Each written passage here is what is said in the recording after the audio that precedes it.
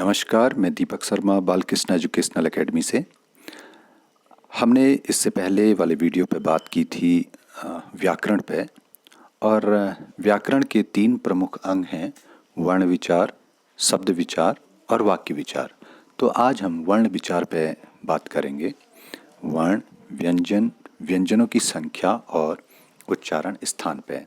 तो सबसे पहले जानते हैं वर्ण विचार के अंतर्गत वर्ण भाषा की सबसे छोटी इकाई ध्वनि है। इस ध्वनि को वर्ण कहते हैं। वर्णमाला वर्णों के व्यवस्थित समूह को वर्णमाला कहते हैं। हिंदी वर्णमाला में कुल 52 वर्ण हैं, 13 स्वर, 35 व्यंजन, 4 संयुक्त व्यंजन मिलाकर वर्णमाला बनाते हैं। आगे जब हम बात करें स्वरों पे, तो स्वर 11 होते हैं। स्वर वर्ण हमारे पास में हैं अ, आ, ई, उ, री, ए, आई, ओ, औ। तो ये हमारे पास में 11 हैं। और अगली जब हम इसके अंदर बात करें अनुस्वार, तो वो अंक है और विसर्ग अह। तो स्वर, वर्ण, अनुस्वार और विसर्ग ये मिलाकर कुल 13 स्वर हुए। और जनरली स्वरों की जो संख्या होती है वो 11 होती है, अनुस्वार और विसर्ग को छोड़कर। स्वर वे ध्वनियाँ हैं जिनके उच्चारण में वायु बिना किसी रुकावट के मुख से बाहर निकल जाती है, अर्थात स्वतंत्र रूप से बोले जाने वाले वर्ण स्वर कहलाते हैं।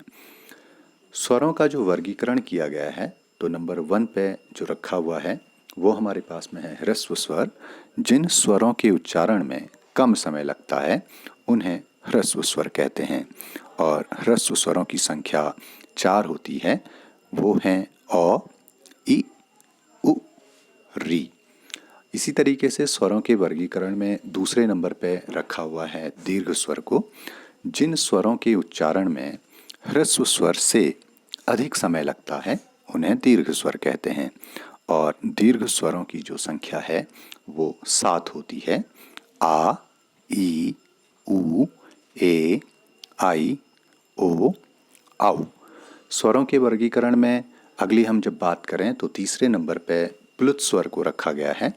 जिन स्वरों के उच्चारण में दीर्घ स्वर से भी अधिक समय लगता है उन्हें प्लुत स्वर कहते हैं। और अधिकांशतः इनका प्रयोग संस्कृत भाषा में होता है, जैसे ओम, राम। तो इस तरीके से ये स्वरों का वर्गीकरण है। तो हिंदी भाषा में स्वरों की संख्या 2 होती है, जिसमें ह्रस्व स्वर और दीर्घ स्वर को रखा गया है। तो ह्रस्व स्वरों की संख्या 4 होती है और दीर्घ स्वरों की संख्या 7 होती है। आगे व्यंजन पे बात करते हैं। व्यंजन उन वर्णों को कहा जाता है जिनका उच्चारण स्वरों की सहायता से होता है। क वर्ग के जो व्यंजन हैं क, ख, ग, घ, अंग। इसी तरीके से च वर्ग में च, छ, ज, झ, य। ट वर्ग में ट, ठ, ड, ढ, अण। और द्विगुण व्यंजन इसमें हमारे पास में है ड़ और ढ़। इसी तरीके से त वर्ग पे त, थ, द, ध, न। और प वर्ग में प, फ, ब, भ, म। तो ये स्पर्श व्यंजन कहलाते हैं और इनकी संख्या 25 होती है। द्विगुण व्यंजन मिलाकर इनकी कुल संख्या 27 होती है, लेकिन द्विगुण व्यंजनों को यहाँ पे छोड़ दिया जाता है, केवल स्पर्श व्यंजन कहा जाता है। तो इनकी संख्या 25 होती है। आगे बात करें व्यंजन के अंतर्गत अंतस्थ व्यंजन, तो ये य, र, ल, व हैं। ऊष्म व्यंजन स, स, ह। और संयुक्त व्यंजन अक्ष, त्र, ज्ञ और स्र हैं। तो अंतस्थ व्यंजनों की संख्या 4 होती है, जो कि य, र, ल, व हैं। इसी तरीके से ऊष्म व्यंजनों की संख्या भी 4 होती है, जो श, स, ह हैं। और संयुक्त व्यंजनों की संख्या 4 होती है, जो कि अक्ष, त्र, ज्ञ और स्र है।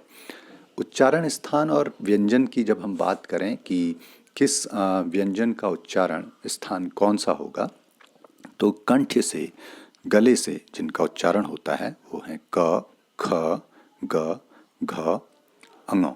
इसी तरीके से तालव्य, तालु, मुंह के भीतर की ऊपरी छत का पिछला भाग, च, छ, ज, झ, य। इसी तरीके से मूर्धन्य यानी मूर्धा, मुंह के भीतर की ऊपरी छत का अगला भाग, ट, ठ, ड, ढ, अण।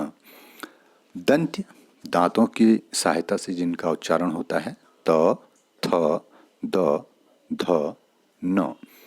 ओष्ठ, होंठों से प, फ, ब, भ, म। धन्यवाद। ये जानकारी आपको कैसी लगी? कमेंट सेक्शन में अपनी बातों को ज़रूर शेयर करिएगा।